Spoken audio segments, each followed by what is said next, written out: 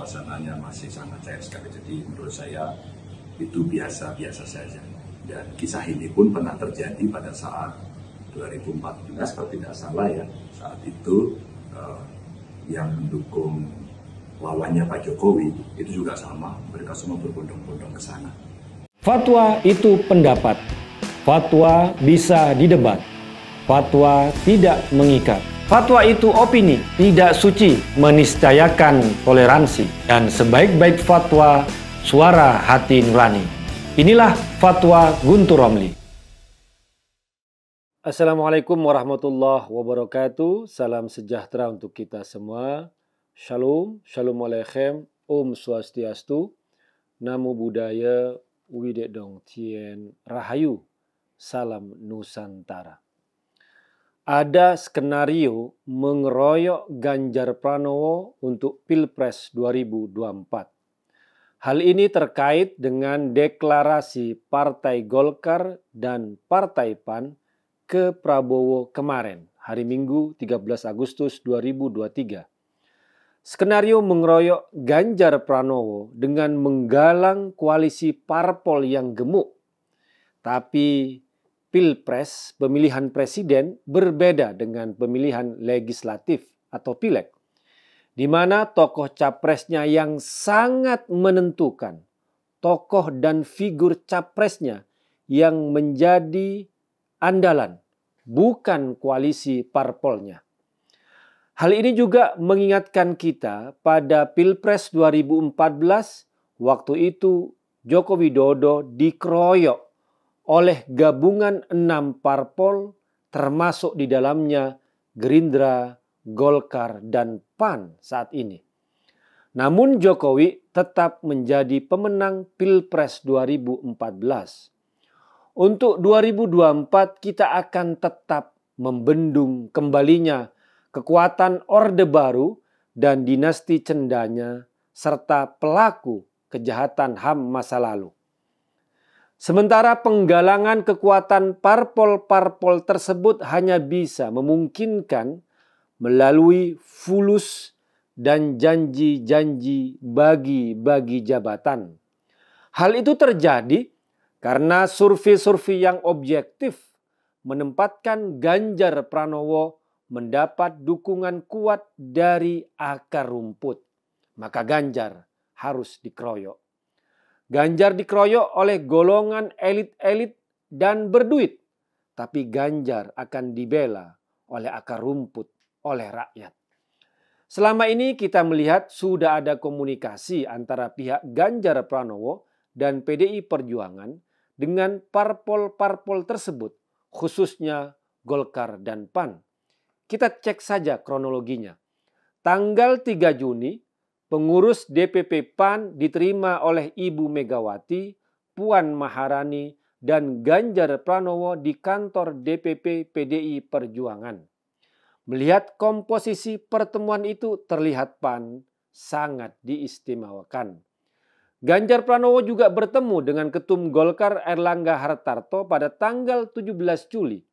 Meskipun Ganjar datang sebagai Gubernur Jawa Tengah dan Erlangga sebagai Menko Perekonomian. Kemudian giliran Puan Maharani yang mendatangi rumah Erlangga Hartarto pada tanggal 28 Juli. Waktu itu Erlangga memberikan buket bunga politik berwarna kuning dan merah. Menurut Erlangga pula sudah sepakat untuk membentuk tim teknis. Artinya pihak Ganjar Pranowo dan PDI Perjuangan sudah terbuka, bahkan sangat aktif menjalin relasi dan komunikasi dengan parpol-parpol dan semua kalangan kekuatan politik untuk kemenangan Ganjar di 2024. Meskipun selalu ada framing dan tuduhan bahwa Ganjar dan PDI Perjuangan itu arogan, sombong, tertutup, tapi faktanya semua akses sudah dibuka untuk pertemuan dan pembicaraan. Namun, saya sendiri mendengar informasi adanya persyaratan-persyaratan yang bisa terjebak dalam koalisi dagang sapi yang syarat dengan kepentingan temporal. Sedangkan Ganjar Pranowo dan PDI Perjuangan ingin membangun kerjasama antar partai-partai yang berasas pada kepentingan rakyat, yang tetap teguh pada Pancasila, UUD 45, NKRI, dan Bhinneka Tunggal Ika. Bukan dengan menekan siapa cawapresnya, berapa jatah menterinya, berapa bagi-bagi jabatannya, dan lain-lainnya yang berorientasi pada kepentingan kekuasaan semata.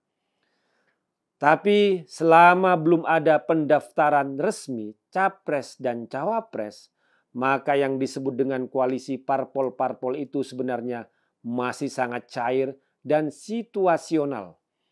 Belum ada koalisi yang solid, karena semuanya ini bisa dilihat sebagai akrobat-akrobat politik untuk mengirimkan kesan dan pesan. Bisa jadi koalisi yang ada sekarang nantinya bisa bubar dan terbentuk koalisi baru. Seperti halnya koalisi Indonesia Bersatu (KIB) yang dulu ada Golkar, P3, dan PAN kini otomatis bubar, otomatis almarhum. Setelah P3 bergabung dengan koalisi Ganjar dan PDI Perjuangan, sedangkan Golkar dan PAN ke Prabowo. Dan koalisi di Prabowo pun tampak rentan karena semua parpol mengusulkan cawapresnya. PKB mengajukan Caimin. PAN menyodorkan nama Erick Thohir. Sementara Golkar sesuai Munas harus memperjuangkan Erlangga Hartarto. Jadi kalau ada yang tidak terpilih, maka tinggal tunggu parpol mana yang langsung mencelat keluar. Artinya semua masih sangat cair dan perubahan komposisi bisa sangat mungkin terjadi. Karena itu, kalau boleh saya menyampaikan pesan kepada para pendukung Ganjar Pranowo, khususnya para Spartan Ganjar Pranowo, agar tidak terpengaruh oleh intrik-intrik politik atas nama deklarasi dan koalisi ini dan itu, karena segala hal masih bisa terjadi untuk kedepannya. Tetap semangat, solid, dan terus melakukan aksi-aksi nyata untuk terus menyapa rakyat demi kemenangan Ganjar Pranowo sebagai Presiden Republik Indonesia tahun 2024. Demikian, wassalamualaikum warahmatullahi wabarakatuh. Om Santi Santi Santi Om.